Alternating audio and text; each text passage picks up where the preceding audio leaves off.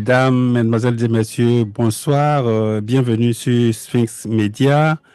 Je suis Paul Kofi. Je suis l'animateur de ce jour. Et je suis en duplex avec Monsieur Gabriel Diabaté du côté de l'État de Washington. C'est toujours aux États-Unis. Et nous avons pour invité Monsieur Oswald Conan Yao. Monsieur Oswald Conan Yao est délégué PDCI-RDA de Washington, D.C., mais il couvre également plusieurs États. Il couvre notamment il couvre l'État de Maryland, Delaware et Virginia. Et bon, si j'en ai oublié, il va compléter tout à l'heure. Alors, mesdames, mesdemoiselles et messieurs, comme je l'ai dit tout à l'heure, nous recevons M. Oswald Conan Yao. Donc, en plus de ses fonctions de délégué général de Washington, M. Oswald Conan Yao est surtout, et en plus de tout cela, le rapporteur du district de la diaspora, c'est-à-dire tous les militants du PDCI hors Côte d'Ivoire. Monsieur Oswald Yao, bonsoir. Oui, bonsoir, cher frère Paul Kofi. Vous m'entendez bien? Oui, on vous entend parfaitement et j'espère que les auditeurs vous entendent bien aussi.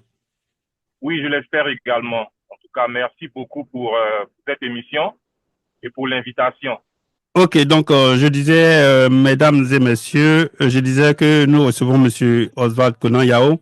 Alors, nous sommes à l'orée de l'année 2025, année capitale pour notre pays, la Côte d'Ivoire. Et notre objectif aujourd'hui, c'est de donner la primeur des espoirs et des attentes de la diaspora PDCI.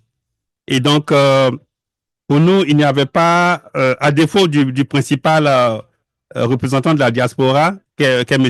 Nestor Kofi, qu'on n'a pas pu avoir, pas qu'il ait refusé, mais le temps ne nous a pas permis de préparer cette émission avec lui. Mais donc, nous commençons avec M. Oswald Yao, qui est le rapporteur de cette diaspora-là. Et donc, nous allons parler des espoirs de la diaspora PDCI, eu égard aux enjeux de 2025 en Côte d'Ivoire. Enjeux relatifs à l'élection présidentielle qui doit renouveler la classe politique dans notre pays. Et nous espérons, en tant que militants PDCI, remporter ces élections-là avec notre champion, le président Tidjane Thiam. Et donc, quels sont les espoirs que la diaspora place dans le président Tidjane Thiam? C'est de cela que nous allons parler. Quelles sont leurs impressions? Quels sont leurs avis?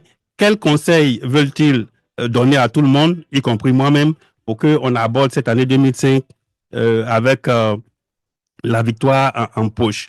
Alors, nos auditeurs pourront nous joindre sur le numéro WhatsApp 1 857 209 10 23. Alors, je reprends 1 857 209 10 23. Alors, pour en venir à notre invité principal qui est M. Oswald Dayo, je rappelle que nous avons M. Gabriel Diabaté qui va faire la modération, donc il pourra intervenir à tout moment pour se prononcer sur un avis qui sera donné par les uns et les autres. Donc, je rappelle encore le numéro pour nous joindre sur WhatsApp, c'est le 857 209 10 23. Évidemment, je souhaite que vous n'appeliez qu'après que nous ayons épuisé nos questions avec l'invité. Alors, Monsieur Oswald Yao, je viens à vous. Alors, pouvez-vous vous présenter brièvement côté politique? Je ne demande pas côté famille ou professionnel, parce qu'on est là pour parler de politique et votre vie privée est hors du champ de cette interview. Donc, pouvez-vous nous parler un peu de votre parcours politique? Oui, merci encore une fois à la radio pour ce que vous faites, ce travail d'information et de formation que vous faites pour les Ivoiriens et notamment ceux de la diaspora. Merci également de nous avoir accompagnés à plusieurs reprises lors des rencontres que nous avons eues au niveau de la diaspora avec le président du PDCI RDA. Avant de me présenter, je voudrais rendre hommage à certaines personnes qui ont permis que nous soyons là. Je pense notamment au délégué général Patrice Adam Yobois, qui était jusqu'au 4 janvier 2022 délégué général donc, de la délégation de Washington DC. il était également l'ex-coordonnateur, il était également le coordonnateur du Grand Conseil du PDCI-RDA au niveau de la région des États-Unis.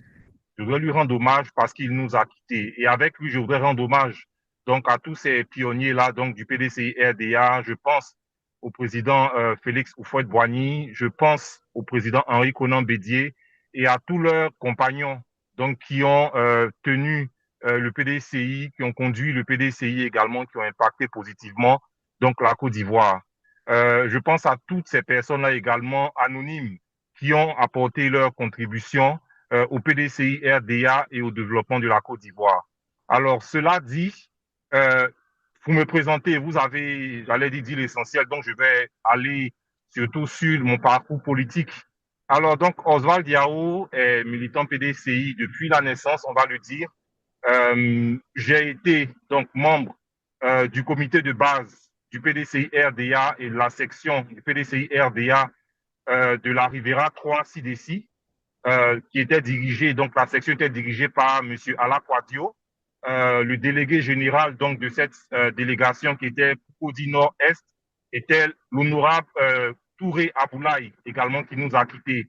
Alors j'ai été ensuite président de la JPDCI RDA au niveau de la section de la Rivera 3-CDC, c'était autour des années 2005. J'ai assuré donc cette responsabilité qui a été reconduite donc à la suite du congrès ordinaire qui a eu lieu en 2013, donc après les élections présidentielles de 2010 qui étaient en 2013. Et j'ai poursuivi cette responsabilité, cette charge de président de la JPDCI jusqu'en 2015, date à laquelle donc nous avons passé le flambeau à nos jeunes frères au niveau de la JPDCI. J'ai ensuite, pendant que j'étais président de la JPDCI, j'ai été nommé au niveau du Grand Conseil. Dans le temps, c'était Grand Conseil et non Grand Conseil régional. J'ai été nommé au niveau du Grand Conseil en 2011, au niveau du PDCI RDA. Puis, j'ai été nommé au niveau du bureau politique en 2019. Donc, je suis membre du bureau politique du PDCI RDA depuis 2019. J'ai également été au niveau de la délégation de Washington DC, le secrétaire général donc de la délégation de Washington DC, qui était dirigé par le délégué général Patrice Adam Yobois, jusqu'en janvier 2022. J'ai été par la suite nommé délégué général de la délégation donc de Washington DC. Washington DC qui comprend évidemment le district de Washington DC, l'État du Maryland, l'État de la Virginie, North Virginia également, donc North Virginia qui est un État, et nous allons jusqu'au Delaware. Voilà en ce qui concerne donc mon parcours politique. J'ai par la suite, donc en mars 2024, été nommé par le président Tidiane Thiam, donc rapporteur de la haute représentation du district de la diaspora. Je voudrais profiter pour saluer, bien sûr, le président Tidiane Thiam, saluer également le secrétaire exécutif Emou Sylvestre et saluer enfin le haut représentant Nestor Kofi et qui nous a permis de le remplacer ce soir parce que nous sommes présentement en réunion du district de la diaspora depuis quelques heures et il a permis que je puisse me libérer pour participer à cette émission avec vous. Voilà ce que je peux dire succinctement de mon parcours politique et je suis véritablement ravi d'être avec vous et je pense qu'on pourra avec vous, avec les auditeurs, apporter un peu plus d'éclairage sur le thème de ce soir. Merci, Monsieur Oswald Yao. Je me rends compte que vous êtes un excellent élève du président Thiam parce que le président Thiam a amené un nouveau concept dans la politique ivoirienne, concept qui manquait à la classe politique ivoirienne, c'est-à-dire la reconnaissance du travail des autres, la reconnaissance du service qui nous a été rendu. Et vous avez bien fait de saluer tous vos prédécesseurs et tous nos prédécesseurs parce que vous avez commencé par le président Félix Houphouët-Boigny, le père de nos indépendances, celui-là même qui a pu mettre fin aux travaux forcés. Et puis vous êtes arrivé jusqu'à notre très cher délégué Adam Yeboah Patrice, cet homme qui est irremplaçable parce qu'il nous a tous marqués ce genre de personnes, je veux dire, on n'arrive pas à en connaître plus de deux dans la vie, mais bon, Dieu en a décidé autrement et je salue aussi sa mémoire à travers ce micro-là. Alors, Monsieur Oswald Yao, pour en revenir au sujet qui porte sur les espoirs de la diaspora PDCI par rapport à l'année 2025, année électorale, comme je l'ai dit, plutôt année qui symbolise les espoirs et les attentes d'une grande majorité d'Ivoiriens. Alors, quel est l'état des lieux au niveau de la diaspora concernant le PDCI et quant à notre capacité à nous mobiliser pour faire face aux défis de 2025? Oui, merci pour cette question. Alors, quel est l'état des lieux? Pour parler de l'état des lieux, nous allons d'abord parler de l'historique, partir de l'historique et ensuite arriver à l'état des lieux actuel.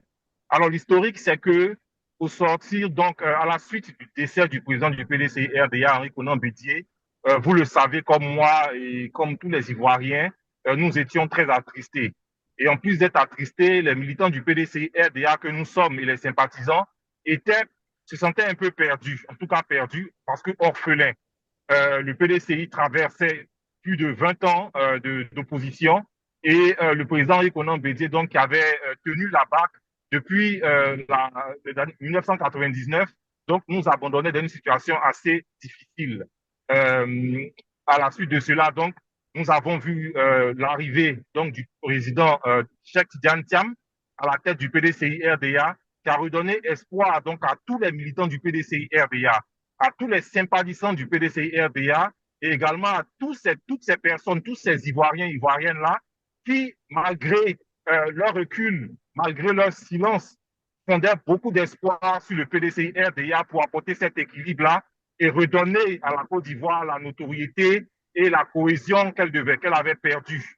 Et donc, lorsque le président Tidiane Thiam donc, a été élu président du PDCI RDA, il a reçu comme mission de pouvoir, premièrement, organiser et enterrer dignement le président Henri Konan Bédié. La deuxième mission qu'il a reçue, c'était de porter le PDCI RDA au pouvoir. Et donc, pour parler de ces deux missions qui lui ont été confiées par plus de 96% des congressistes donc, qui étaient présents, nous avons tous assisté aux obsèques du président Henri Konan Bédié qui se sont déroulées, j'allais dire, dignement. Nous étions nous-mêmes au niveau de la Côte d'Ivoire, Abidjan et d'Aoukro pour les enterrements au niveau national. Mais avant cela, vous avez demandé au niveau de la diaspora. Alors, au niveau de la diaspora, il y a un comité qui avait été mis en place et ce comité était dirigé par le vice-président Nestor Kofi, celui-là qui est aujourd'hui le haut représentant du PDCI RDA au niveau de la diaspora, qui est le district 15. Donc, la diaspora compte une quarantaine, pour être précis, 46 délégations générales. Donc, les 46 délégations générales se sont mobilisées dans chacune des délégations ou des régions pour organiser des hommages au président Henri Konan Bédié. Nous avons au niveau des États-Unis donc, et du Canada, ce que nous appelons les délégations générales au niveau d'Amérique du Nord. Nous avons donc organisé des cérémonies d'hommage au président Henri Konan Bédié. Nous en avons organisé au niveau des 3 délégations du Canada et également au niveau de 9 délégations des États-Unis. Les principales cérémonies d'hommage qui ont été organisées sont les suivantes. Celle qui a été organisée au niveau de l'ambassade du Canada, donc à Montréal, qui a été organisée donc, avec la présence des 3 délégués et des autorités également de l'ambassade au niveau du Canada. Il y a ensuite l'hommage qui a été organisé donc à New York par la délégation générale de New York et les délégations environnantes. Il y a également l'activité, la cérémonie d'hommage au niveau des États-Unis qui a été organisée au niveau de l'ambassade des États-Unis en présence de toutes les forces, j'allais dire les infragroupes, donc les forces les associations culturelles, ethniques, régionales et politiques, et également tous les Ivoiriens au niveau des États-Unis. C'était à Washington, D.C., à l'ambassade de Washington, D.C. Nous avons également contribué à l'organisation des obsèques, j'allais dire, morales et financières, sur le plan moral et financier. Et nous sommes associés avec le district de la diaspora pour pouvoir, toutes les délégations du district de la diaspora, pouvoir participer et contribuer je ne vais pas oublier également la grande cérémonie d'hommage qui a été organisée au niveau de Paris et à laquelle toutes les délégations de l'Europe étaient présentes. Euh, Avant de nous rendre à Abidjan pour pouvoir organiser la cérémonie d'hommage, les hommages nationaux au président Henri Konan Bédié. Donc, après cet hommage, le président nous a mis en mission pour passer à la seconde phase. Et cette seconde phase-là, c'était la suivante, c'est la remobilisation. Nous avons assisté donc à des tournées du président au niveau de la Côte d'Ivoire et de la diaspora. Le président, dans cet élan de mobilisation, pour pouvoir nous mettre en rang, pour pouvoir aborder, donc, je veux dire, dans de bonnes conditions, les élections d'octobre 2025, nous a visité au niveau des États-Unis. À 3 ou 4 reprises, nous avons tenu des réunions, donc à Chicago, pour sonner la mobilisation. Nous avons tenu des rencontres à New York pour cette mobilisation également dans d'autres États des États-Unis. Le président, comme vous l'avez constaté, s'est également rendu au niveau de la France de Paris pour rencontrer la diaspora au niveau également de l'Europe. Il n'y avait pas que les militants de Paris qui y étaient, il y avait également les militants de toute l'Europe, donc de la Grande-Bretagne, de la Suisse, de la Belgique et au-delà. Ça, c'est ce qui concerne donc la diaspora. Dans le même élan, le président nous a mis en mission pour pouvoir nous organiser au niveau de la diaspora. Donc, sous la houlette du haut représentant Nestor Kofi, il y a également le secrétaire donc du district de la diaspora, qui est monsieur le délégué de la Suisse, qui est le délégué Etiaka, et moi-même qui suis le rapporteur donc du district de la diaspora. Nous avons travaillé pour pouvoir organiser la diaspora. Sinon, j'allais dire apporter quelque chose de plus à la diaspora au niveau de la redynamisation et du redécoupage afin qu'on puisse couvrir tous les États, toutes les villes, tous les quartiers donc de tous les pays de la diaspora. Cette même activité a été menée également en Côte d'Ivoire. Vous avez vu que le président s'est rendu à mener des activités et des visites dans beaucoup de régions de la Côte d'Ivoire où il a pu sonner la mobilisation. Il a pu appeler les militants, des Ivoiriens à pouvoir adhérer aux tous ensemble qui prônent afin que nous puissions retrouver la Côte d'Ivoire d'antan, afin que la Côte d'Ivoire, qui était une Côte d'Ivoire prospère, une Côte d'Ivoire où il faisait bon vivre, puisse, avec le président Cheikh Tidiane Tiamé, le PDCI, revenir au pouvoir, être d'actualité encore au sortir, donc au lendemain des élections d'octobre 2025. Voilà succinctement certaines actions qui ont été posées pour parler de l'état des lieux. Nous avons vu également que le président nous a donné une nouvelle direction. Il est très pragmatique et nous a expliqué que les élections, elles se gagnent par des votants, par des personnes inscrites sur la liste électorale. Donc, il a mis en mission donc tous les militants du PDCI RDA afin que nous puissions travailler ensemble de sorte à pouvoir pousser les Ivoiriens, inciter les Ivoiriens, sensibiliser les Ivoiriens afin qu'ils puissent s'inscrire nombreux sur les listes électorales. Au niveau des États-Unis et du Canada, le nombre d'inscrits a été multiplié, j'allais dire a été multiplié. Nous avions dans le temps, par exemple, aux États-Unis, nous comptions moins de 1000 personnes sur les listes électorales, mais ce chiffre a été doublé, sinon même triplé. Et nous avons assisté aux États-Unis à près de 2000 personnes inscrites sur la liste électorale. Et dans ces 2000, nous comptons près de 1000 ou plus de 1000 nouveaux inscrits. Au Canada également, c'est un véritable exploit. Nous avons vu près de 2000 nouveaux inscrits au niveau du Canada. Et en plus de cela, 1000 personnes qui ont visité les bureaux de révision de la liste électorale afin de faire des corrections sur leur nom et tout. Également en Côte d'Ivoire, les chiffres ont été donnés. Nous avons vu qu'il y a eu de grands nombres de personnes de nouveaux inscrits et également de personnes qui ont visité donc les bureaux de la révision électorale.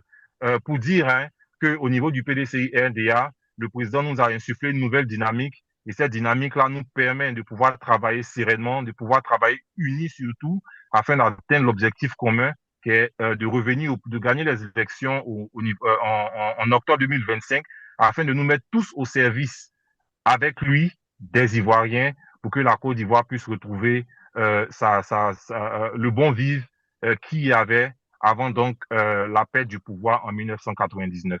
Voilà un peu ce que je peux dire, cher Paul Kofi. Merci bien, monsieur Yao. Votre présentation a été vraiment exhaustive sur l'état des lieux du district de la diaspora. Vous avez vraiment fait un aperçu, vous avez fait un aperçu global. Ça nous a édifié sur beaucoup de choses. Alors, la question que je vais vous poser, c'est que, à travers ce que vous venez de dire, on peut supposer que tout baigne au niveau de la diaspora, à moins que je me trompe. Alors, la question que je vais vous envoyer, est-ce qu'il y a la cohésion au niveau de la diaspora? Est-ce que la diaspora fait un derrière le président Thiam? Oh oui, à cette question, je vais vous répondre par l'affirmative. Hein. Voilà, par l'affirmative. La diaspora, il y a l'entente au niveau de la diaspora. Déjà, nous adhérons tous donc à la vision du président Cheikh Tidiane Thiam. Comme je l'ai dit, les 46 délégations donc, qui existent au niveau de la diaspora sont toutes unies. Le président Tidiane Thiam a innové. Il a mis en place le haut représentant, qui est le vice-président Nestor Kofi, et tous les délégués donc, de l'Amérique, donc du Nord, les délégués de l'Europe, les délégués de l'Afrique, sont tous unis derrière le haut représentant Nestor Kofi afin de pouvoir mener à bien la mission qui nous a été confiée. Mais au-delà du PDCI-RDA et des délégations, des sections du PDCI-RDA, il y a également une entente entre entre les délégations, donc les structures du PDCI-RDA et les associations. Vous savez très bien que le PDCI en lui-même, voilà, le secrétariat exécutif compte un bureau, sinon le secrétaire exécutif en charge des associations et des mouvements de soutien. Donc, le PDCI a toujours eu en son sein des associations, des mouvements de soutien. Il y a une entente entre les délégations, voilà, qui sont les premiers représentants du PDCI au niveau de nos régions, et tous les mouvements de soutien du PDCI-RDA. À côté de ces mouvements de soutien du PDCI-RDA, il y a également, donc, avec la venue du président Tidiane Thiam, avec son élection, énormément, beaucoup de mouvements de soutien, donc, à la personne du président Cheikh Tidiane Thiam. Et donc, il y a une véritable entente entre les mouvements de soutien du PDCI-RDA, les mouvements de soutien au président Tidiane Thiam et les structures du PDCI-RDA. Bien évidemment, au niveau du PDCI-RDA, comme on l'a tous constaté, il ne faut pas faire semblant, il y a des velléités de candidature, ce qui est normal et ce qui a toujours été au niveau du PDCI-RDA, mais je peux vous affirmer que ça ne pose aucun problème au niveau de notre organisation et de la manière dont nous travaillons. Voilà, tous les cadres du PDCI-RDA qui le désirent et qui remplissent les conditions peuvent se présenter donc à la convention qui aura lieu. Ça montre, c'est une preuve de démocratie, c'est une preuve de liberté et c'est une preuve d'unité également parce que personne ne détient voilà toute la connaissance et c'est ensemble qu'on peut travailler à pouvoir proposer quelque chose, un projet aux Ivoiriens. Et donc c'est une preuve de démocratie, une preuve de bonne gestion, mais il n'y a aucun impact négatif sur notre fonctionnement au niveau de la diaspora. C'est une précision que je voulais apporter. Merci, Monsieur Yao. Alors, pour être franc avec vous, et nous collaborons, nous travaillons ensemble côté politique. Alors, certains d'entre nous, plus ou moins aujourd'hui, participent à la campagne euh, qui nuit au parti. Alors, est-ce que vous avez pu approcher ceux de nos frères qui, étant de la diaspora, mènent une campagne contre le parti? Est-ce que vous les avez approchés? Je ne vais mentionner personne, mais je pense que vous et moi, on sait qui c'est. Alors, quel est votre avis et que comptez-vous faire face à cette attitude-là? Oui, oui, oui.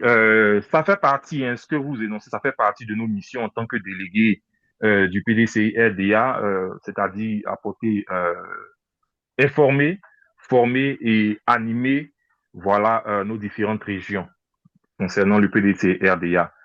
Et donc, nous n'avons jamais cessé de pouvoir communiquer avec les militants. Pour la petite histoire, j'ai été directeur de campagne, voilà, adjoint du président Tidiane Thiam lors du congrès extraordinaire qui s'est déroulé en décembre 2023, 23, pardon, décembre 2023 au niveau de la Côte d'Ivoire, au niveau de Yamoussoukro.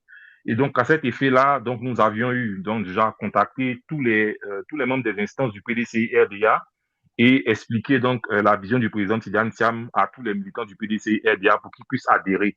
C'est dans ce sens-là déjà que Amérique du Nord, donc les 12 délégations que compte Amérique du Nord, c'est-à-dire au niveau du Canada et au niveau des États-Unis, ont tous soutenu le président Tidiane Thiam. il y a une motion que nous avons faite avec tous les membres du bureau politique et les secrétaires de section également, une motion qui a été faite pour soutenir le président Tidiane Thiam. Nous ne nous sommes pas arrêtés là. Au sorti donc du congrès extraordinaire donc qui a vu l'élection du président Tidiane Thiam, nous avons gardé le contact avec tous les militants. Voilà, peut-être qu'ils ne partageaient pas notre vision, parce que vous savez très bien qu'il y avait au départ plusieurs personnes qui étaient candidates et nous sommes retrouvés à 2 candidats. Donc toutes ces personnes-là qui ne partageaient pas cette vision, même si elles n'étaient pas congressistes, nous avons continué le contact avec elles parce que c'est ensemble que nous pouvons construire un PDCI fort, un PDCI uni et vivre le tous ensemble véritablement que nous voulons offrir aux Ivoiriens. Donc, à la suite de tout ça, lorsque certaines personnes donc, qui prétendent, qui soutiennent d'autres, qui, comme vous l'avez dit, veulent marcher, sinon marchent, empruntent une direction, j'allais dire, qui pourrait créer le trouble dans l'esprit des militants du PDC RDA, nous communiquons tout le temps avec ces personnes et pas plus tard qu'hier, par exemple, puisque c'est le week-end, nous avons profité pour pouvoir échanger encore avec certaines personnes qui prennent des positions différentes. Et je voudrais vous rassurer que ces personnes, en tout cas, qui viennent des États-Unis, du Canada, voilà, qui font qui font ce genre de déclaration, n'ont aucun projet contre le PDC RDA. Alors pour elles, c'est une contribution, c'est le jeu de la démocratie. Nous avons apporté quelques éclairages là où il fallait, notamment sur certaines choses qui se disent au niveau concernant donc le congrès extraordinaire qui n'aurait pas été fait correctement. Nous avons expliqué à ces personnes-là, puisque nous étions présentes au congrès extraordinaire, nous avons expliqué du début à la fin comment le congrès s'est passé et surtout ce que signifiait l'alinéa 3, voilà, des résolutions du congrès, ce qui est la motion de soutien, donc le soutien que le congrès apportait au président Tidiane Thiam à la convention. Nous leur avons expliqué. Elles nous ont dit, par exemple, elles nous ont dit, entre autres, que c'était peut-être par méconnaissance, mais que dans le qu'elle le disait, en s'appuyant sur des dires de certaines personnalités du parti. Nous avons rappelé que le PDCI compte il y a 3 personnes qui parlent au nom du PDCI RDA. D'abord, le président du PDCI RDA, M. Tidiane Thiam.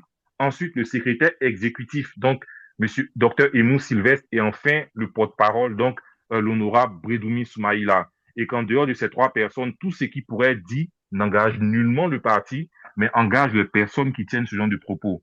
Et après donc avoir apporté ces explications, nous nous sommes entendus. Nous ne cherchons pas à imposer une vision unique, j'allais dire, sinon pas une vision unique. Nous ne cherchons pas à imposer le silence à toutes ces personnes qui veulent s'exprimer. Le président l'a dit, tous ceux qui veulent participer, qui veulent être candidats à la convention pourront l'être.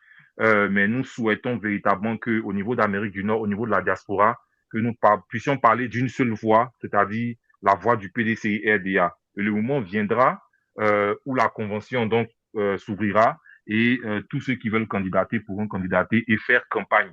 Mais pour l'heure, il faut que nous soyons focus, c'est-à-dire sur l'objectif qui est de mobiliser les militants afin qu'on puisse nombreux être inscrits sur la liste électorale et qu'on puisse inviter nos frères et sœurs à pouvoir s'inscrire également et à pouvoir adhérer donc à la vision, au projet et au programme de gouvernement du PDCI RDA pour que nombreux nous puissions aller voter donc en octobre 2025 et remporter cette victoire qui ne fait aucun doute, je peux vous l'assurer, qui ne fait aucun doute. Et cette victoire même est attendue par, au-delà des Ivoiriens, par une grande majorité même des amis de la Côte d'Ivoire. Pour ce qui concerne les pays qui sont en Amérique, je peux vous assurer qu'il y a une entière adhésion donc à la vision du président Tidiane Thiam qui, pour ces pays-là, voilà, pourra redonner à la Côte d'Ivoire donc la place qu'elle n'aurait jamais dû perdre. Et c'est dans cet état-là que nous sommes présentement. Et je pense que jusque-là, ça va bien. Nous ne rejetons personne. Nous continuons à parler à nos frères, à nos sœurs, afin que l'union puisse régner au niveau du PDCI-RDA et que nous puissions aller librement à la convention pour pouvoir élire, voter, j'allais dire d'abord parmi les candidats et ensuite faire l'investiture. Mais comme le président l'a dit, il a remporté à plus de 96% les élections qui l'ont mené à la tête du PDC-RDA. Ce sont encore les mêmes congressistes, donc les secrétaires de section, les membres du bureau politique les délégués, voilà, qui seront emmenés à voter à la convention. Et au vu de ce qu'il a déjà produit comme résultat, qui est au-delà de nos espérances, je peux vous le dire, je pense que cette fois, nous ferons un score au moins de 98, sinon 99% à cette convention-là. Voilà, et nous allons investir le président du PDCI, qui sera le candidat du PDCI donc aux élections présidentielles pour remporter la victoire. Voilà. Merci, Monsieur Yao. Merci pour cette pluie d'optimisme que vous versez sur nos auditeurs. Alors, pour toujours en revenir à la diaspora, alors, vous disiez tout à l'heure que la révision de la liste électorale a connu des résultats exceptionnels au niveau de la diaspora. Mais évidemment, quoique ces résultats soient exceptionnels, ces résultats ne couvrent pas aussi la grande majorité des Ivoiriens que nous sommes à l'étranger. Alors, eu égard aux leçons apprises euh, de la période de révision qui vient de se terminer, et compte tenu du fait encore qu'on prévoit une ou plusieurs étapes de révision dans les mois à venir, quelle stratégie comptez-vous mettre en place pour améliorer encore le score qu'on a déjà? Parce que, comme je le dis, il y a encore une grande majorité qui n'a pas été touchée. Je sais, évidemment, les points de recensement étant très, très, très réduits au niveau des États-Unis, qui est un pays à l'échelle continentale. Euh, que comptez-vous faire pour atteindre le maximum, malgré les difficultés géographiques? Oui, c'est une question qui est très importante. Sans aller dans le fond de la stratégie, je vais vous donner quelques éléments. Alors, il faut dire que déjà, donc sous l'impulsion du président Tidjane Thiam, les bureaux de recensement ont été multipliés. Voilà, au niveau du Canada, au niveau des États-Unis. Nous avons compté pour cette fois-là, euh, euh, au niveau du Canada, nous avons compté 5 bureaux de recensement. Ce qui, donc, ça veut dire qu'il y a eu 3 bureaux de plus que l'édition précédente. Et au niveau des États-Unis, nous avons compté, donc, au niveau des États-Unis, nous avons compté, je pense, nous Oui. avons compté neuf nouveaux bureaux, donc j'allais dire 9 nouveaux bureaux de recensement, alors que par le passé, nous n'en comptions que 4. Voilà. Et c'est déjà un bon signe. Malgré cela, pendant la révision électorale, pour pouvoir faciliter donc le recensement donc des militants, vous savez que les distances sont très éloignées, même dans une même ville. Je prends l'État du Texas, qui se parcourt en 24 heures. Donc, nous avons obtenu voilà, de la CERD, donc, qui est la commission électorale au niveau des États-Unis. Nous avons obtenu que se déroulent donc des caravanes, ce qu'on appelle les caravanes mobiles. En principe, le bureau était au niveau de la ville de Houston, mais Houston est à près de 10 heures de Dallas. Donc, nous avons travaillé donc avec la CERD des États-Unis, avec les associations donc des Ivoiriens au niveau du Texas, voilà, pour qu'ils puissent avoir une caravane qui aille à Dallas pour pouvoir enrôler des Ivoiriens. Et donc, et ça a connu un franc succès, je peux vous le dire, parce que nous avons eu en une journée, en deux journées, nous avons eu près de 300. Voilà, en 2 séances, nous avons eu près de 300 Ivoiriens, près de 200 Ivoiriens, pardon, qui se sont enrôlés à raison d'autour de 100 par session. Nous avons fait la même chose également dans le Midwest. Généralement, donc, il n'y avait même pas eu de bureau ouvert à Chicago, mais le bureau devait être ouvert à Chicago uniquement. Donc, nous avons travaillé donc avec ces mêmes associations, avec la CERD, afin d'avoir une caravane mobile qui puisse se déplacer au niveau d'Indianapolis. Et ce jour-là également, nous avons noté beaucoup d'Ivoiriens qui se sont déplacés pour se faire enrôler. Donc, en une session, je pense que Indiana a eu plus de 100 personnes qui se sont enrôlées ce même jour. Il y a également eu je pense, des tentatives ailleurs. Je pense qu'en Californie également, le bureau était seulement au niveau de Los Angeles, mais nous avons obtenu également qu'à San Francisco, qu'ils puissent avoir un bureau et une session là-bas. Alors, qu'est-ce que nous souhaitons? Nous allons travailler avec la CEI, parce que ce sont des demandes qui ont été faites au niveau de la CEI, au niveau d'Abidjan, et avec le soutien de la CERD, motivé par les commissaires donc de la CERD au niveau des États-Unis, ont été acceptés. Nous allons travailler, préparer de sorte à ce que l'année prochaine, disons cette année, pardon, nous sommes déjà dans le nouvel an, je vous souhaite bonne année, excusez-moi. Nous allons travailler afin de multiplier ce genre de caravanes-là mobiles, afin de pouvoir obtenir un plus grand nombre d'Ivoiriens qui puissent s'inscrire. Vous voyez que là, je ne parle pas dès le départ du PDC RDA, parce qu'il faut que les Ivoiriens s'impliquent, voilà, dans les décisions qui sont prises au niveau de la Côte d'Ivoire, et c'est par le vote qu'on peut s'exprimer. Donc, avoir un plus grand nombre d'Ivoiriens qui s'inscrivent sur les listes électorales, et également que nous, militants du PDC RDA, nous puissions inciter nos militants, nos sympathisants à pouvoir adhérer donc à cette démarche-là, aller s'inscrire nombreux sur les listes électorales à venir, dans les mois à venir, lorsque la session de la révision de la liste électorale 2025, donc 2025, s'ouvrira. Et nous espérons qu'elle pourra s'étendre au-delà de 3 semaines, parce que vous savez qu'au niveau de la diaspora, les bureaux sont seulement ouverts le week-end. Donc, on n'a que 2 jours pour ouvrir le bureau, souvent 3 jours, donc vendredi, samedi, dimanche ou samedi, dimanche, lundi, pour pouvoir se faire enrôler. Et c'est un véritable handicap, mais nous ferons tout. Donc, nous allons travailler, négocier, demander le soutien du président du PDC RDA, également M. Blessy, également qui est chargé des élections, afin de pouvoir obtenir un prolongement donc de ces délais-là. Voilà, au lieu de 3 semaines, avoir un peu plus, parce que 3 semaines, ça veut dire que c'est maximum 9 jours, sinon 6 jours pour d'autres. Donc, essayer d'obtenir un plus grand temps afin que les Ivoiriens puissent s'enrôler nombreux et massivement sur les listes électorales.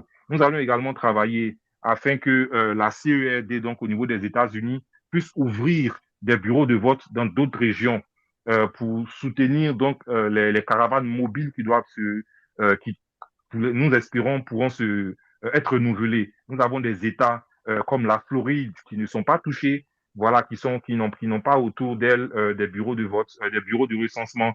Nous avons également le grand state de Washington, Seattle, également qui ne compte pas, qui n'a pas de lieu de révision électorale. Nous avons le New England, voilà, tout au nord, Massachusetts, Boston, où il n'y a pas de bureau de révision. Nous avons également voilà, pas mal de régions comme ça, hein, où il n'y a pas de bureau d'enrôlement, alors que ces zones comptent énormément d'Ivoiriens, énormément d'Ivoiriens. Et donc, c'est entre autres certaines actions que nous allons poser pour pouvoir obtenir, réussir la campagne de la révision électorale à venir. Au niveau du PDCR, nous allons continuer à nous mobiliser. Vous savez que le président nous a demandé de faire le point, l'état des lieux du personnel politique. Donc, nous avons travaillé à pouvoir redynamiser, sinon réorganiser donc nos délégations, nos secrétaires de section, notre personnel politique, j'allais dire, afin que ce soit des personnes sur lesquelles le PDC puisse compter véritablement pour se faire enrôler, pour pouvoir voter. Donc, voici quelques éléments, hein, voilà, que je peux dire en ce qui concerne les perspectives, les projets, les stratégies que nous avons pour pouvoir réussir la révision de la liste électorale à venir. Voilà. Merci, merci, Monsieur Yao. Alors, je vais aborder un autre aspect de cette interview-là, c'est concernant le président, notre leader, le président Tidjane Thiam. Alors, il est vrai qu'il est issu de la diaspora et donc il peut être perçu différemment par les Ivoiriens. C'est-à-dire notre manière de le percevoir peut être différente de la manière dont il est perçu par les Ivoiriens. Alors, comment pouvez-vous vendre notre président à nos militants et au-delà de nos militants, les Ivoiriens? Aux Ivoiriens, je veux dire. Comment, Oui, voilà, comment pouvez-vous vendre notre président? oui. Déjà, il y a l'humain. Le président du PDCR, vous l'avez dit tout à l'heure, ne manque jamais de pouvoir honorer euh, euh, ses prédécesseurs. Il ne manque jamais de pouvoir reconnaître le travail qui a été fait par les autres, même si on n'a pas la même vision.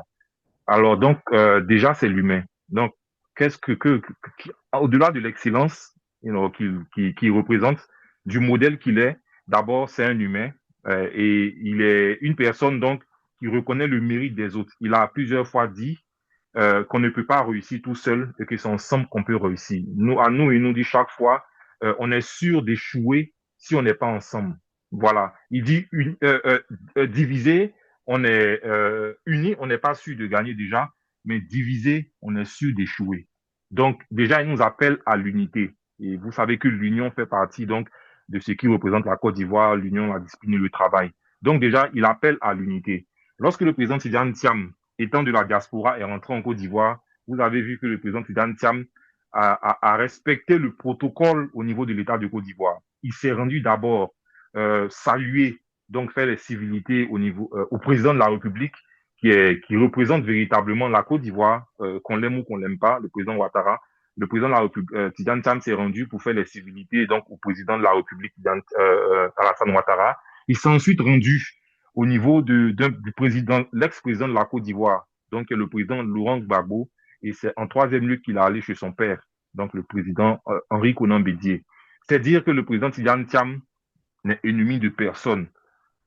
Un peu comme la Côte d'Ivoire, ami de tous, ennemi de personne.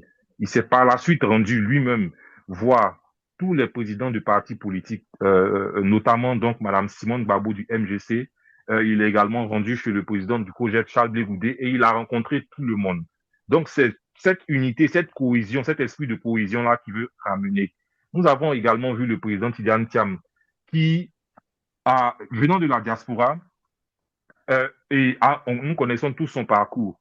Il est un modèle pour nous. Je pense que beaucoup de personnes donc, sur les plateaux télé, malgré le fait qu'elles ne veulent pas voir le PDCI revenu au pouvoir parce qu'elles ne veulent pas perdre leurs intérêts, voilà, j'allais dire, malgré cela, elles reconnaissent toutes, même au niveau du RHDP, ils reconnaissent tous que le président Tidjane Thiam représente un symbole d'excellence. Pour la petite histoire, lorsque le président Tidjane Thiam, et lorsqu'on a su que le président Tidjane Thiam rentré en Côte d'Ivoire, nous, au niveau des États-Unis, en tant que délégué représentant du PDC au niveau des États-Unis, nous avons reçu beaucoup d'appels. Mon téléphone, personnellement, n'a jamais autant sonné. Voilà, je n'ai jamais autant parlé aux responsables politiques des institutions américaines que en décembre 2023. 2023, c'est bien ça, je peux vous l'assurer. Et donc, c'est une personne justement qui est recherchée par tout le monde. Voilà, les lobbyistes, les responsables politiques, les sénateurs et tout, ils ont tous cherché à rencontrer cette personne-là. Ensuite, le président Tidjane Thiam, par rapport à sa démarche, nous voyons dans cette discussion, dans ce discours, il est tellement pragmatique, il met de côté tous les détails, il va à l'essentiel. La Côte d'Ivoire, nous savons de quoi la Côte d'Ivoire souffre. Qu'est-ce qui fait la faiblesse? Qu'est-ce qui fait que les Ivoiriens aujourd'hui ne vivent pas bien? Et c'est ces points-là que le président touche, notamment au niveau de l'IDH, les indicateurs de l'IDH, l'indice de développement humain, donc la santé, l'éducation et le bien-être. C'est ces éléments-là qui touchent pour pouvoir montrer et dire quels sont les points qu'il faut améliorer, notamment au niveau de l'éducation.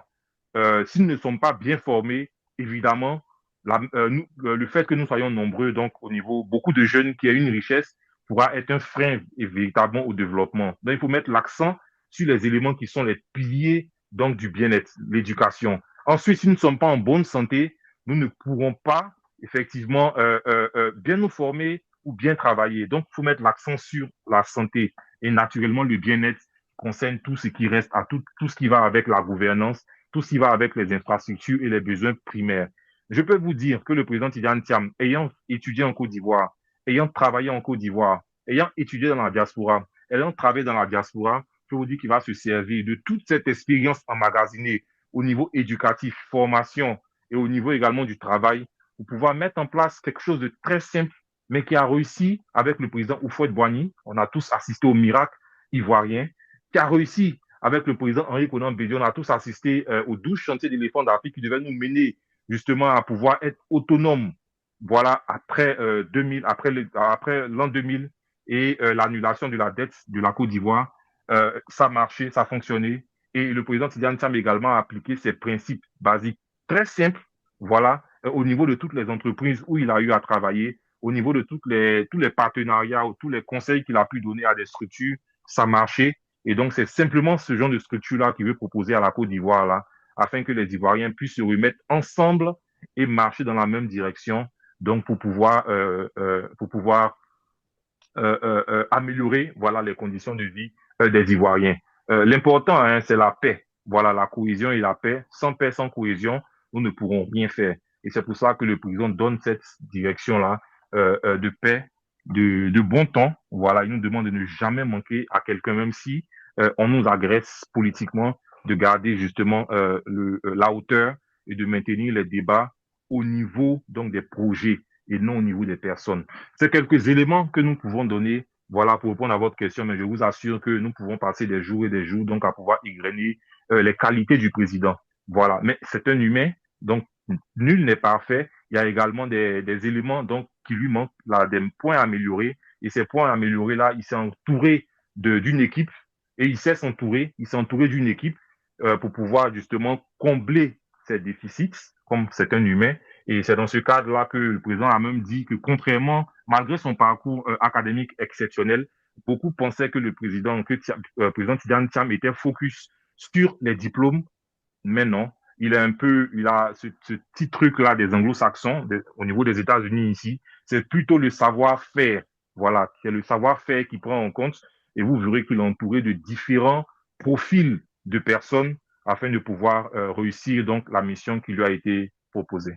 Voilà, voilà ce que je peux dire. Merci, monsieur Yao. Alors, nous sommes proches de la fin de cette interview, mais nous ne pouvons pas terminer sans passer la parole à nos auditeurs.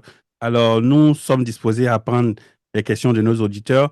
Alors, nous avons le numéro WhatsApp 1-857-209-10-23. Encore une fois, 1-857-209-10-23. L'antenne est ouverte. Là, on demande souvent quel est le programme, le projet de société du PDC-RDA qui est inconnu. À plusieurs reprises, le président, le porte-parole se sont exprimés sur cette question et ont expliqué que tout parti politique a déjà un projet de société qui existe. Parce que c'est ce qui fonde. Un parti politique est mis en place pour pouvoir remporter les élections et proposer son projet, sinon son programme aux Ivoiriens. Donc, le PDCI a un projet de société. Mais à l'approche de chaque élection, donc il y a un programme de gouvernement qui doit être mis en place.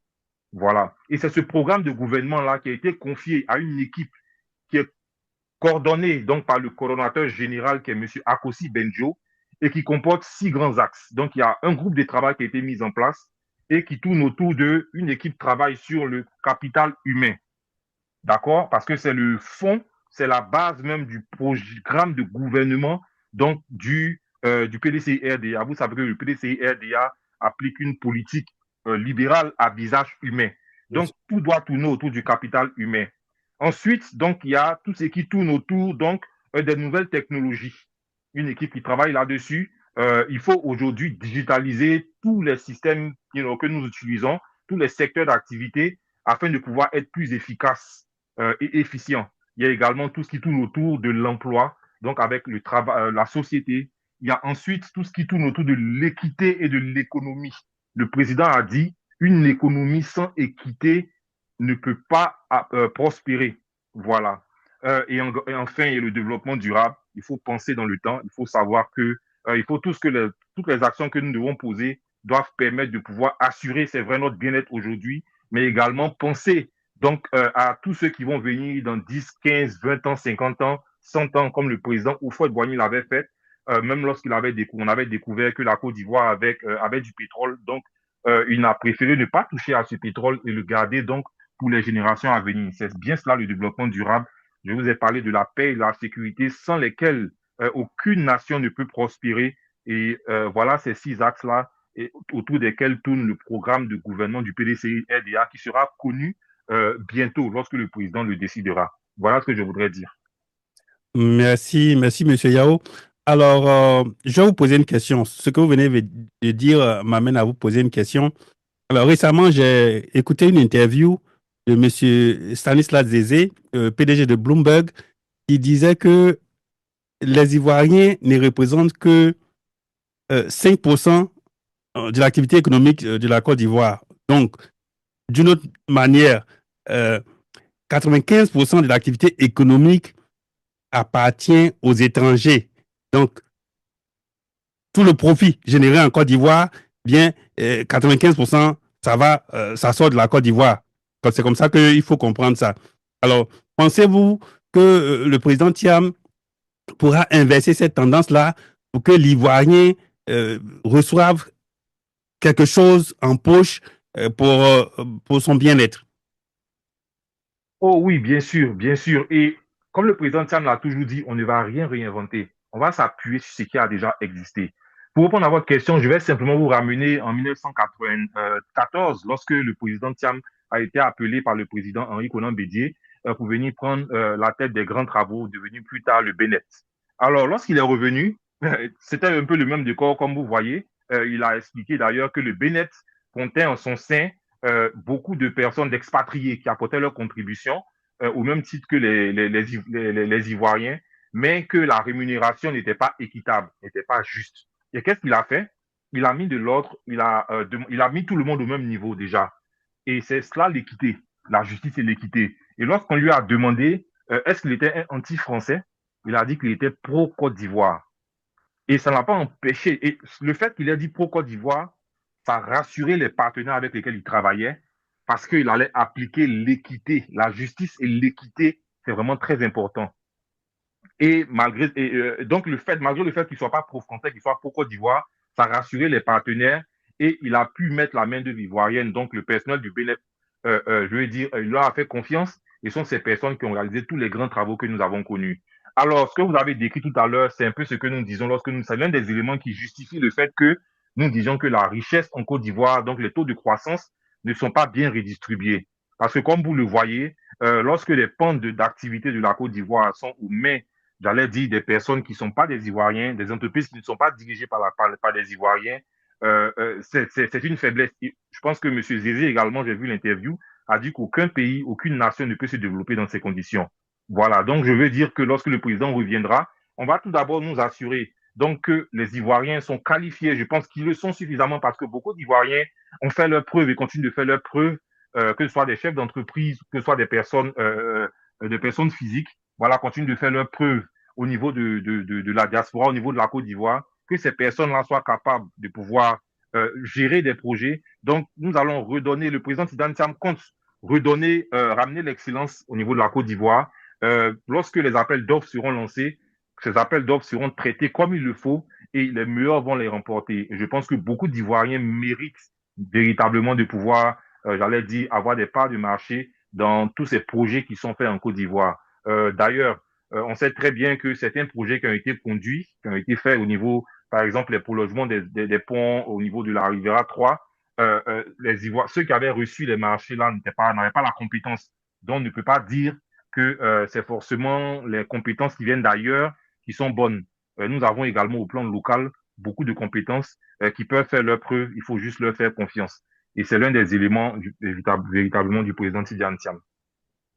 Merci bien, Monsieur Yao. Bonsoir à tous les auditeurs de Sphinx Media et dis bonsoir à l'invité. Et bon, ma question, c'est est-ce qu'une question ou une suggestion? Bon, je vous l'ai dit, et après tout, la politique, hein, arrivé un moment, il faut que il y a la question des financements de tout ce que nous devons entreprendre. Alors, si nous avons 1 million de personnes qui sont enregistrées pour le PDCI et que chacun, même s'il ne laisse que donner 3 000 francs CFA par mois, hein, jusqu'à l'élection, je pense que ça va faire environ 3 milliards chaque mois et à la fin, on va avoir assez de moyens. Donc, qu'est-ce que le délégué aux États-Unis, votre invité, quel plan qu'il a mis en place ou son équipe a mis en place pour demander à la diaspora de contribuer d'une manière efficace, c'est-à-dire mettre la main dans la poche pour aider le parti. Merci. Monsieur Yao? Oui, bonsoir, cher Diabaté. Oui, bon, c'est une question stratégie, mais je vais profiter de votre antenne, voilà, pour lancer un appel donc à tous ces sympathisants-là du PDC-RDA, tous ces auditeurs-là, de pouvoir donc de pouvoir être ouverts et réagir aux appels que nous allons lancer. Alors, pour répondre à votre question, au niveau d'Amérique du Nord, au niveau de la diaspora, donc, nous sommes organisés et nous avons une commission qui est chargée des finances. Je pense que, voilà, M. Paul même, il sait plus ou moins. Nous avons une commission qui est chargée des finances et cette commission elle est composée de responsables du PDC et RDA. Nous n'allons pas réinventer, voilà, la roue. Pour pouvoir mobiliser, déjà, il faut que les militants, au niveau des délégations, le personnel politique est mis à contribution. Okay? Le personnel politique est mis à contribution. Je pense que sur le website du PDC RDA, il y a une partie qui est dédiée aux dons. Donc, le personnel politique, donc, par délégation, est mis en mission pour pouvoir apporter sa contribution, des contributions comme ça a été fait ailleurs au Sénégal, notamment au niveau du PASTEF, de façon mensuelle, apporter une contribution, $1, $10, $100. Et à côté de cela également, il y a des caisses, il y a des fundraising qui sont organisés. Donc, pour cette année 2025, je vous annonce déjà que des fundraising seront organisés avec des télétons pour ceux qui sont loin des zones où se dérouleront, j'allais dire, des dîners ou des dîners, voilà, de fundraising. Donc, nous aurons des dîners de fundraising au Canada, en France, aux États-Unis, en Belgique, en Suisse. Et pour ceux qui sont éloignés de ces villes où auront lieu ces fundraising, il y aura des télétons, donc des fundraising qui seront faits en ligne. Voilà. Et les informations donc ont déjà été données au niveau, seront données incessamment aux militants, au personnel politique. Je parle des militants actifs des différentes sections et des différentes délégations. Et plus tard, donc, nous allons communiquer, nous allons faire une grande communication auprès des masses pour que, voilà, de là où nous sommes partout dans la diaspora, nous puissions apporter €1, $1, €100, $100 de façon mensuelle pour que le PDCI puisse relever, voilà, faire face donc aux charges. Vous savez très bien que les partis politiques sont encore en attente des subventions de l'État. C'est seulement en fin d'année 2024 que les partis politiques de l'opposition ont reçu leurs subventions de 2023. Et nous attendons encore de pouvoir recevoir la subvention de 2024. Mais vous savez, nous sommes un parti d'opposition, nous n'allons pas attendre justement que, euh, que le gouvernement, sinon que le pouvoir en place, nous fasse des facilités. C'est pour cela que le président, lorsqu'il il est venu à la direction du PDC-RDA, a déjà réorganisé le parti avec des adhésions massives qui ont pu apporter des fonds dans les caisses du PDC-RDA, lancer des appels aux militants, aux responsables du PDC-RDA afin de pouvoir apporter leur contribution. Souvenez-vous, un militant, 10 nouvelles adhésions. Souvenez-vous également, un militant, 10 nouveaux enrôlés. Donc, c'est nombreux que les militants du PDC, RDA, de la Côte d'Ivoire et de la diaspora ont déjà été mis à contribution avec le président et seront également encore plus mis à contribution à 8 mois des élections présidentielles afin que les charges financières puissent être, voilà, puissent être supportées par le parti. Et ce sont les militants qui font un parti politique. Donc, on ne demandera pas à une personne de prendre en charge, j'allais dire, tout ce qu'il y a à faire comme charge financière, mais nous demanderons à tous les militants d'apporter leur contribution, comme ça a été le cas à la création du PDCRDA en 1946, où c'était les membres, les planteurs et tous les Ivoiriens, puisque c'était le parti unique qui apportait une contribution. Et nous allons tout faire pour que tous ensemble, nous puissions financer notre parti politique et supporter les charges donc, que nous avons afin de pouvoir aborder les élections, la campagne électorale et les élections d'octobre 2025 dans de meilleures conditions.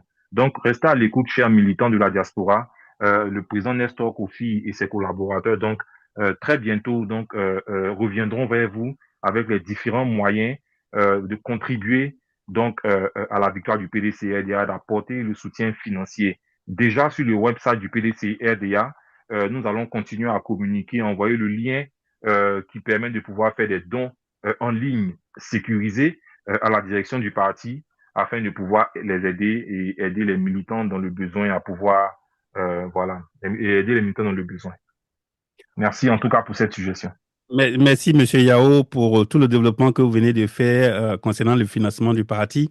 Parce que nous, au PDCI, on a tendance à croire que le président du parti doit être celui qui va porter à bout de bras le parti avec ses finances personnelles. Ce n'est pas quelque chose de normal et ce n'est pas quelque chose auquel nous devons nous attendre, même si nos présidents précédents l'ont fait, du président Houphouët-Boigny au président Bédié. Nous devons comprendre que c'est individuellement qui 100 francs, qui 25 francs, qui 500 francs. Et donc, c'est tous ces petites sommes-là mises ensemble qui vont porter le parti et financer les activités. Donc, il n'est pas question pour nous militants de regarder les poches du président pour nous attendre à ce qu'il débourse chaque fois. Donc, c'est tous ensemble que nous devons mettre la main à la poche. Alors, en attendant, je vais passer la parole à M. Diabaté. M. Diabaté, il voulait poser une question. M. Diabaté? Oui, ok, vous me recevez. Oui.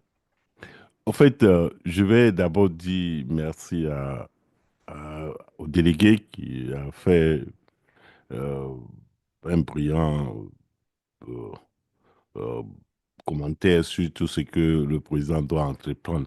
Maintenant, moi, je voudrais lui demander, est-ce qu'il y a une manière terre à terre d'expliquer le IDH pour que les parents qui sont au village, ils n'ont qu'à comprendre exactement, parce que c'est important.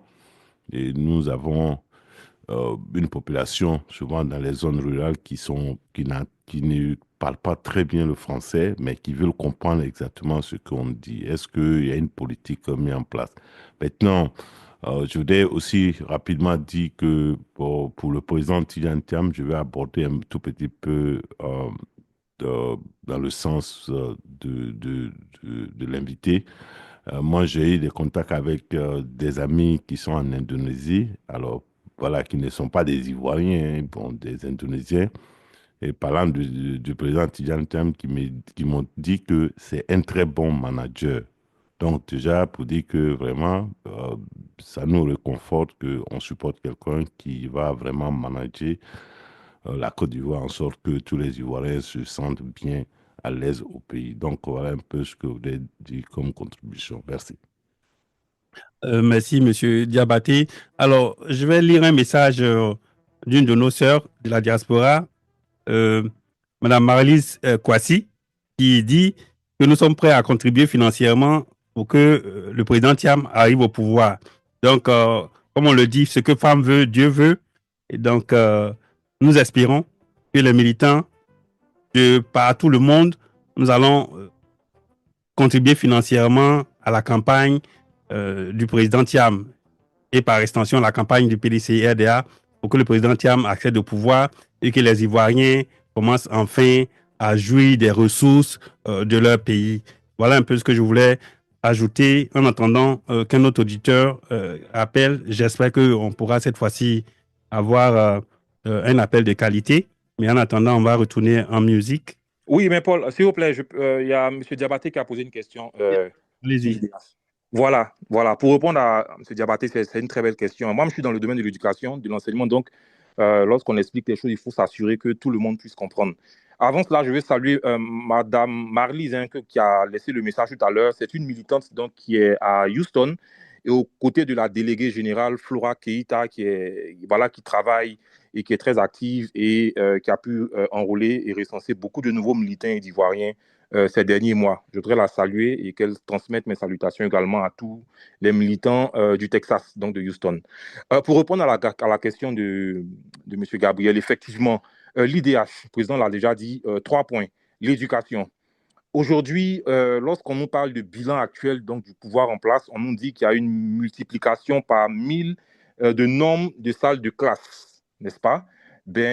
Et donc, c'est suffisant, selon eux, pour dire que l'éducation va bien.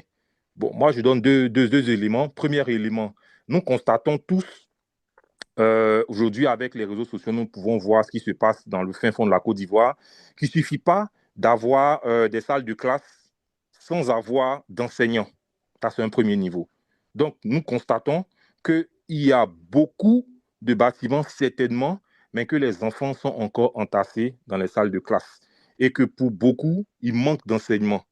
Et que les enseignants, même avec le niveau de l'étude, le niveau scolaire, le niveau de l'éducation en Côte d'Ivoire qui a diminué, donc les formateurs même souvent ne sont pas assez très bien formés, pas parce qu'ils n'ont pas la compétence, mais parce que le système de formation même n'est pas adapté, n'est pas très abaissé. Donc, le côté de l'éducation, on sait aujourd'hui qu'au niveau de la Côte d'Ivoire, au niveau des hommes, selon les dernières informations de la Banque mondiale, les Ivoiriens donc, ne passent en moyenne 6 ans à l'école, dans le système éducatif en Côte d'Ivoire. Vous entendez bien, 6 années pour les hommes dans le système éducatif de Côte d'Ivoire, 4 années pour les femmes. Ça veut dire, en français facile, CP1, CP2, CE1, CE2. La moyenne, la majorité des femmes, donc la moyenne de la durée que les femmes font dans le système éducatif, c'est au CE2, niveau CE2 pour les femmes. Au niveau des hommes, c'est niveau CM2. Bon, est-ce qu'avec le niveau CE2 pour nos sœurs et pour, le niveau CM2 pour nos frères, est-ce qu'on peut être productif? Est-ce qu'on peut dire qu'on a un bon niveau? Non. Voilà. Au niveau de l'éducation, de la santé, pardon, on nous dit qu'il y a une multiplicité, donc il y a près de 1000 bâtiments multipliés par 1000 par rapport au bilan qui a précédé 2011.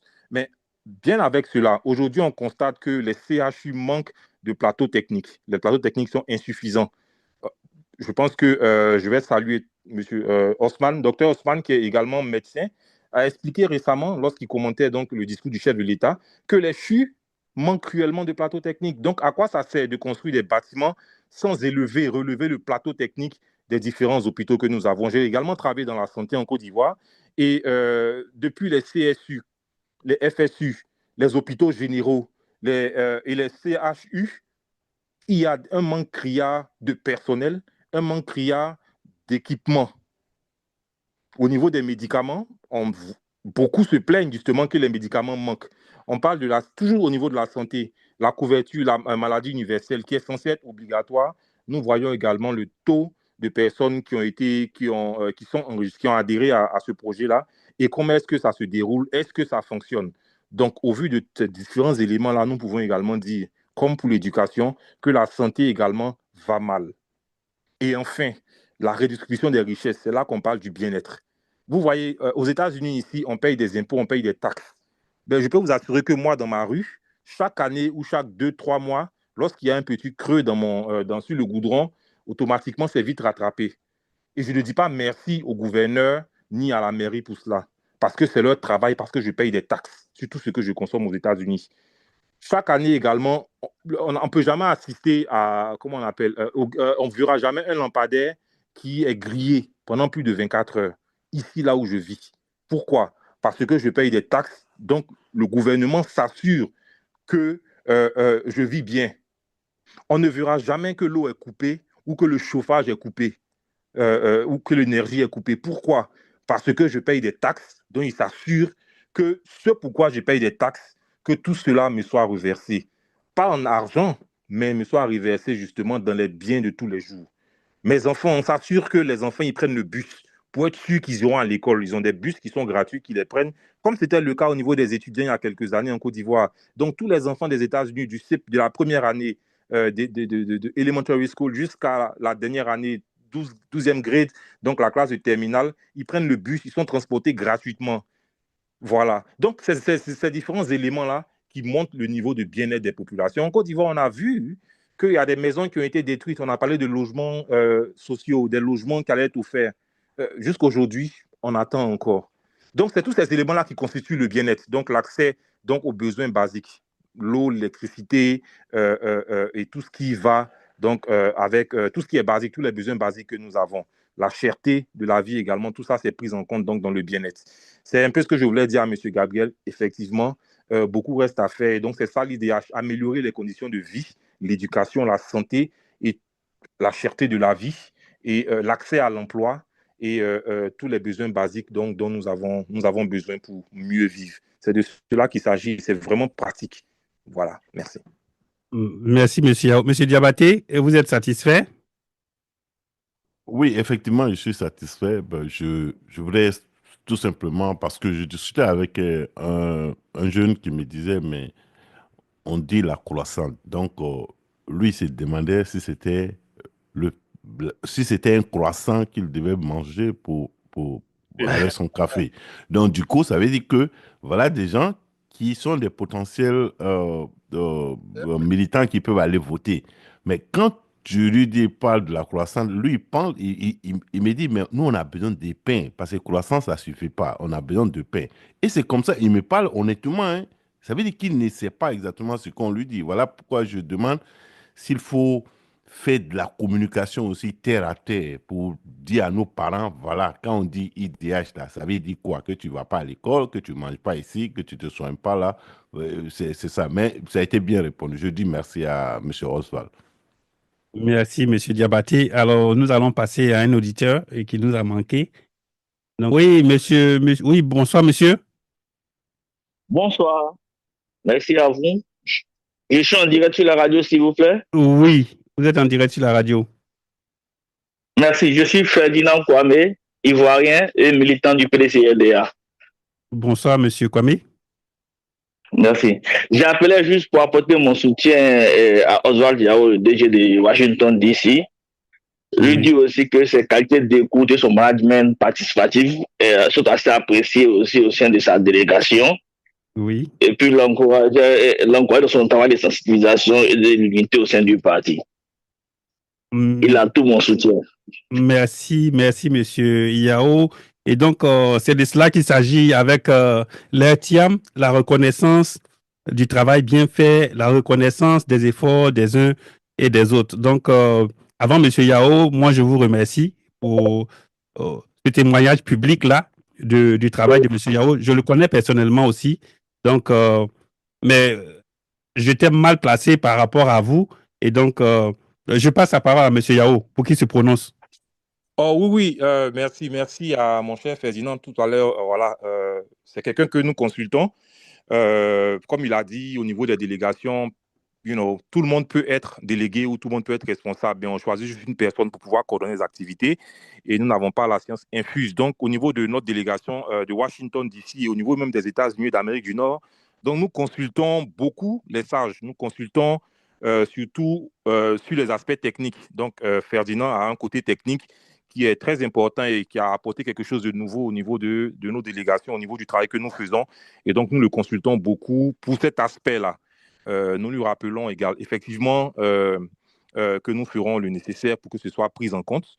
Et nous comptons toujours sur lui et sur tous les autres militants du PDC-RDA de ne jamais se gêner, de ne jamais hésiter lorsqu'ils voient qu'ils peuvent apporter une contribution à ce qui est fait, de ne jamais hésiter à appeler pour pouvoir proposer à pouvoir apporter cette contribution et les bras sont ouverts. En tout cas, merci à Ferdinand Kwame, Ferdinand Kwame pour sa dédication au PDC RDA, pour tous ses conseils, pour tout ce qu'il apporte de nouveau. Merci. Merci, M. Yao. Nous allons prendre peut-être un dernier appel avant de se séparer, après votre dernier mot, bien sûr. Il y a M. Diabaté qui veut intervenir. Donc, M. Diabaté, vous avez la parole. Bon, d'abord, je vais, avant que l'invité donne son mot de fin, bon, si l'invité me permet, j'ai une suggestion. Et d'abord, le PDC, on vous dit merci parce que tout le monde est motivé aujourd'hui. Mais souvent, on reste regarder les autres que ça va marcher puisque les autres travaillent. Donc, je demande à tous nos amis d'aider la diaspora, les dirigeants de la diaspora, pour que demain, on arrive à faire une contribution significative. C'est important parce que quand on dure dans l'opposition, c'est comme un peu souvent au village, quand tu attaches une poule pendant longtemps, même quand tu le détaches, il pense qu'il est toujours attaché. Donc, réveillez-vous que vous n'êtes pas attaché et allons-y parce que 2025, on est dedans. Et l'élection, je peux dire que c'est 8 mois parce que le mois de janvier, c'est fini. Le mois de l'élection aussi, donc on a seulement que 8 mois à se battre, à trouver les ressources nécessaires et puis pour aller aux élections. Donc, je demande que tout le monde supporte notre délégué aux États-Unis, surtout M. Oswald, que je dis merci, qui est toujours à l'écoute des militants. Donc, M. Oswald, je vous dis merci avec votre équipe. Voilà ce que vous voulez dire. Merci. Bon, on a un auditeur qui veut nous joindre depuis. Je le prends et puis il va nous dire d'où il appelle. Bonsoir. Tout à l'heure, j'ai appelé, mais apparemment, la liaison n'était pas bonne. Oui. Je suis Franck, je vis en Allemagne et j'ai eu, le lien par le biais d'une camarade. OK. J'aimerais bien participer ou bien, dans le moins possible, poser une question au représentant. Bien sûr, allez-y. Monsieur Yao de... OK, bonsoir à toutes. Hein? Bonsoir, Monsieur Yao. J'ai pas tout compris le message que vous véhiculez, mais l'essentiel, c'est le PDCI, puisque je suis nouveau membre du PDCI. Et à ce titre, j'aimerais savoir, d'abord, je suis en Allemagne. Je ne sais pas comment faire pour contacter la cellule représentative du PDCI au niveau de l'Allemagne. Ça, c'est un. Oui. Deuxième, comment fera-t-on pour mobiliser les Ivoiriens quant aux enjeux de 2025? Ça, ce sont mes deux premières questions.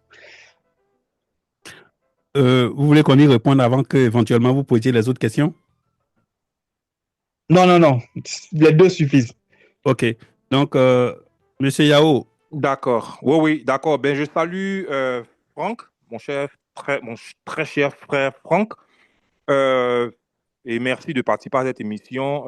Également, merci et félicitations d'avoir retrouvé votre maison. Je pense que le secrétaire exécutif Emo a dit il n'y a pas de nouveaux militants. Nous étions tous PDC, nous avons juste décidé de nous engager activement. Donc, merci de vous engager activement auprès du PDCI RDA, qui est le parti des Ivoiriens.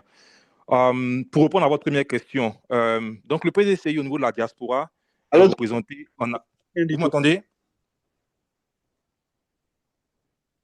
Donc, le PDCI RDA est représenté au niveau de l'Allemagne. Voilà, nous avons un délégué général en Allemagne. Je vais demander à M. Paul Kofi, donc peut-être de laisser vos contacts pour que je vous donne les contacts également et le nom du délégué de l'Allemagne afin qu'il puisse vous contacter. Voilà, qu'il vous contacte et que vous puissiez également le contacter. Donc, il y a des délégations dans chaque pays de l'Europe. Nous avons un délégué en Allemagne. Nous avons plusieurs délégués au niveau de l'Europe. Nous avons des délégués également en Amérique et en Afrique du Sud, Afrique centrale et Afrique de l'Ouest, Afrique du Nord. Nous sommes représentés un peu partout en Asie également avec la Chine, le délégué Stéphane. Donc, c'est un peu ce que je peux dire. Et au niveau de chaque délégation, donc, il y a des sections. Donc, je prends l'exemple de l'Allemagne, qui a une délégation générale qui compte un bureau exécutif de 20 membres et qui est également, on peut ouvrir également, si besoin est, des sections dans chaque ville ou dans toutes les villes où il y a près de 20 militants, au moins 20 militants, pour que ces militants-là puissent s'organiser et animer le parti dans les régions, dans les sections respectives. Donc, je vous donnerai le contact du délégué de l'Allemagne si vous sauvez le numéro avec Paul Kofi. Et comment est-ce qu'on compte s'organiser? Donc, je parle du maillage, je vais parler de deux ou trois niveaux. Le premier niveau, c'est le maillage dont il a été question. Voilà, le maillage territorial se décrit comme suit. Faire l'inventaire d'abord et mettre en mission le personnel politique. Tout à l'heure, je l'ai dit, le personnel politique, ce sont les membres des délégations, donc des sections, des bureaux des délégations, des sections, des comités de base, selon les textes du parti. Pour pouvoir avoir une délégation, il faut un minimum de sections. Et pareil, également, il faut un minimum de sections. Pour avoir une section, il faut un minimum de comités de base. Si je prends le cas de 5, alors s'il faut 5 sections en Côte d'Ivoire pour avoir une délégation, chaque section est composée de 20 membres. Okay? Donc, ça fait 20 fois 5, ça fait déjà 100 personnes qui font partie du personnel politique de cette délégation. Ensuite, dans chaque section, il faut un minimum également de comités de base. Alors, si je prends 5, c'est 6 pour certains, 7 pour d'autres, mais je prends juste 5. S'il faut également 5 comités de base pour pouvoir avoir une section, donc ça fera également 5 fois 20, ça fait 100, ça fait déjà 200 personnes qui sont mobilisées. En plus maintenant du bureau exécutif de la délégation qui est composé de 20 personnes, en plus du bureau de la JPDCI composé de 20 personnes et également des UF composés de 20 personnes. Ça nous donne déjà un personnel politique qui tourne autour de 240, 205, 260. Ça, c'est juste basique. Ensuite, deuxième niveau, maintenant, c'est au niveau des sympathisants ou des militants. Donc, dans chaque section, dans chaque comité de base, en dehors du bureau qui est composé de 20 membres, il y a également des militants qui composent donc ce comité de base qui est un peu comme un quartier ou une ville. Donc, c'est que les militants qui sont reconnus là, que ces militants-là, les responsables du parti, donc du comité de base, des sections et des délégations, puissent aller vers les militants reconnus, qui soient à jour ou pas de leur cotisation, aller vers les militants pour faire le rappel des troupes. Voilà, donc ça, c'est un autre niveau. Donc, c'est tous ceux qui sont reconnus militants et sympathisants aussi, j'allais dire, du PDCI RDA, faire le rappel des troupes pour que toutes ces personnes-là reviennent et qu'on puisse ensemble, donc, qu'on puisse se préparer, que tout ça soit répertorié. Et le troisième niveau, c'est maintenant aller vers les populations. Ces populations, il y a diverses stratégies. Peut-être qu'on ne va pas dévoiler, mais je prends un exemple. Nous avons, par exemple, au niveau des femmes, nous avons les marchés. Donc, comment est-ce qu'on se débrouille pour que dans chaque quartier où il y a un marché, on puisse toucher les personnes qui travaillent dans ces marchés? Je parle des marchés où les marchés comme Coco Vico, marché d'Adjamé, marché de Trècheville et tout. Je vais prendre l'exemple également des jeunes. Il y a les écoles, les universités. Comment est-ce que, justement, en tant que jeune de la JPDCI, je peux sensibiliser, je peux recruter au niveau de mon école, de mon université? Voilà. C'est entre autres ces éléments. Je vais prendre au niveau des cadres, des militants, des hommes, des cadres et femmes, hommes et femmes. Dans mon entreprise, là où je travaille, comment est-ce que je peux attirer donc les membres, les collègues de mon travail à pouvoir adhérer, leur expliquer ce que c'est que le PDCI, quelle est la vision du PDCI et quel est le programme du PDCI pour la Côte d'Ivoire. C'est un peu ces différents axes-là, sans aller trop dans les détails, mais c'est un peu comme cela que nous pouvons attirer les uns et les autres vers nous. Je ne manquerai pas de parler des membres de nos familles également, voilà, des membres de nos églises, et au-delà des associations, au-delà, il y a divers moyens, mais nous sommes tous mis en mission pour pouvoir parler du PDCI RDA, inciter les Ivoiriens, sympathisants militants, à s'inscrire sur les listes électorales, parce que c'est là que la différence sera faite, à pouvoir apporter leur contribution, ne serait-ce que payer leur carte de membre, qui est de 3 000 francs pour le membre de militant de base, 10 000 francs, 50 000 francs pour le cadre. Dans la diaspora, c'est 10 000 francs pour le militant de base et 50 000 francs pour le cadre, effectivement. Donc, comment est-ce qu'on peut contribuer déjà à cette échelle-là et également répondre à tous les appels de mobilisation de fonds qui seront lancés et aller voter? Donc, c'est quelques éléments que je voulais donner. Mais si vous laissez votre contact, Franck, on pourra vous mettre en contact avec le délégué de l'Allemagne. Je veux dire à tous ceux qui sont de la diaspora qu'il y a des délégations générales dans presque tous les pays de la diaspora. Voilà. Dans presque tous les pays, il y a des délégations générales. Le PDCI est représenté. Donc, n'hésitez pas justement à consulter le website du PDCI RDA qui est www.pdcirda.ci. Consultez, tapez ce lien, vous allez sur le lien du PDCI RDA, c'est l'affiche, pour ne pas vous tromper, c'est le président Tidiane Thiam qui est sur la page d'accueil et vous allez voir dans le menu déroulé, vous pourrez aller vers les délégations, avoir les noms, les emails et même les contacts des délégués généraux. Voilà, donc pour tous ceux qui sont intéressés, rendez-vous sur le website et vous aurez toutes les informations. Je répète, www.pdcirda.ci. Voilà ce que je peux dire, chef Franck. Merci également pour votre question et votre participation. Monsieur Yao, merci encore de toutes vos explications. Vous nous édifiez, nos auditeurs et vous montrez que vous êtes vraiment passionné de votre travail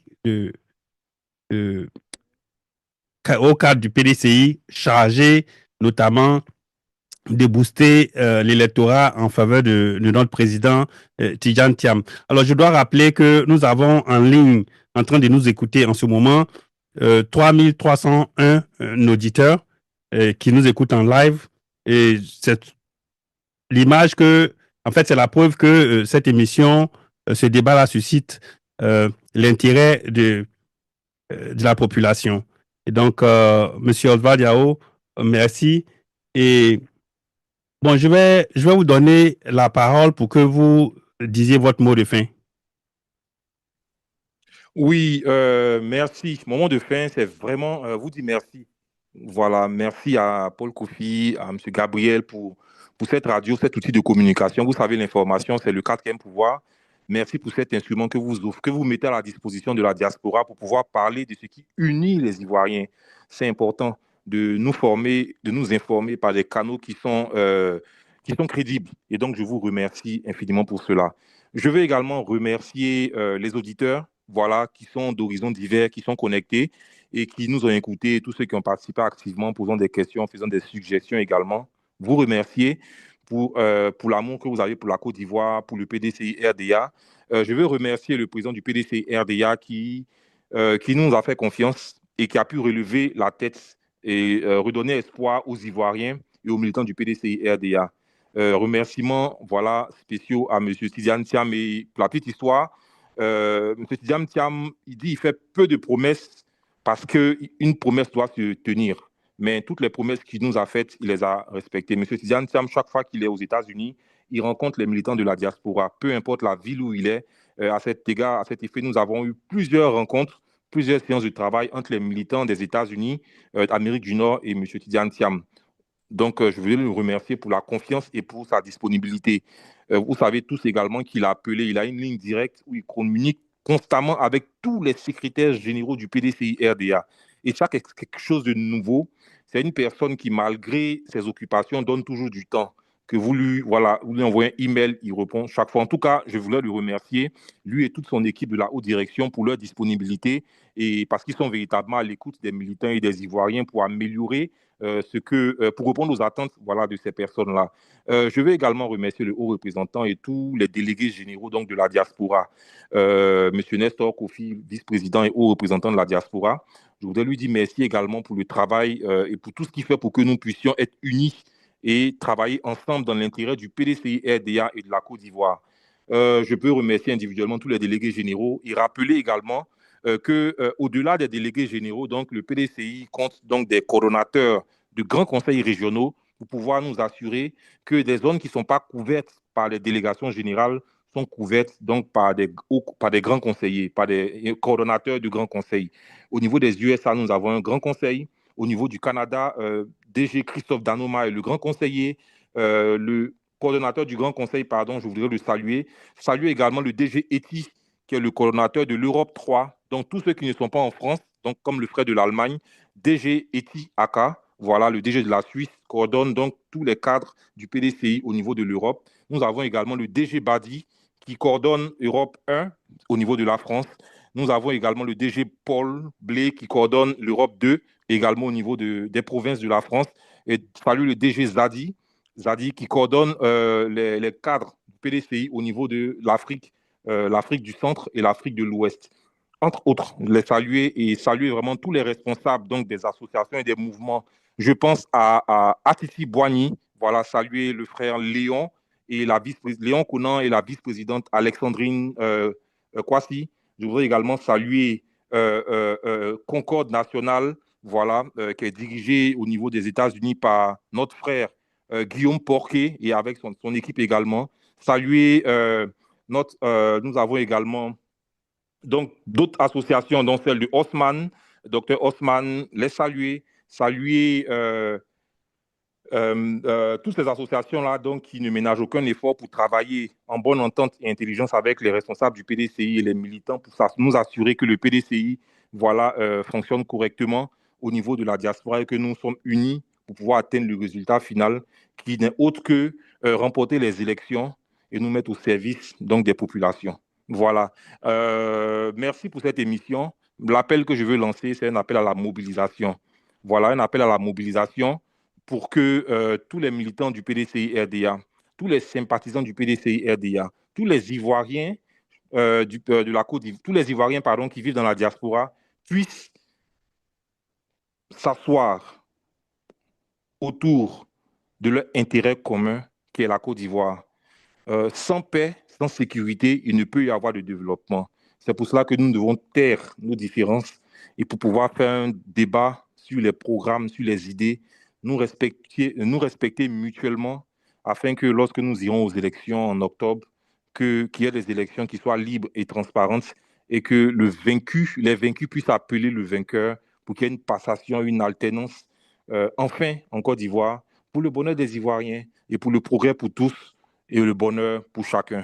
Je n'oublie pas les tacticiens également, Herman Etienne, donc, qui est responsable donc, de l'association TACT, tous en action pour Tidiane Thiam.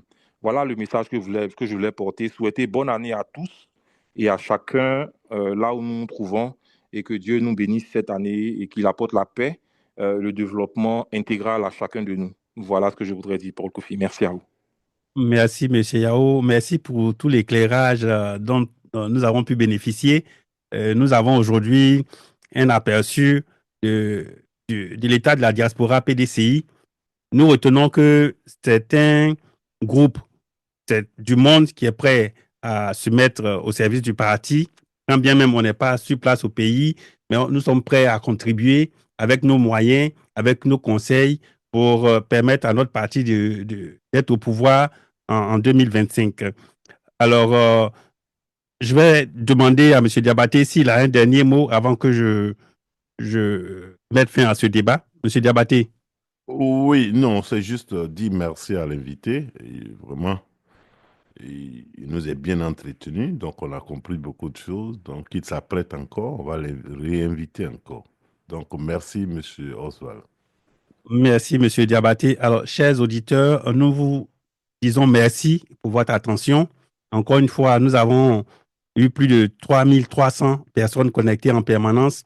C'est le signe que l'avenir de la Côte d'Ivoire intéresse tout le monde.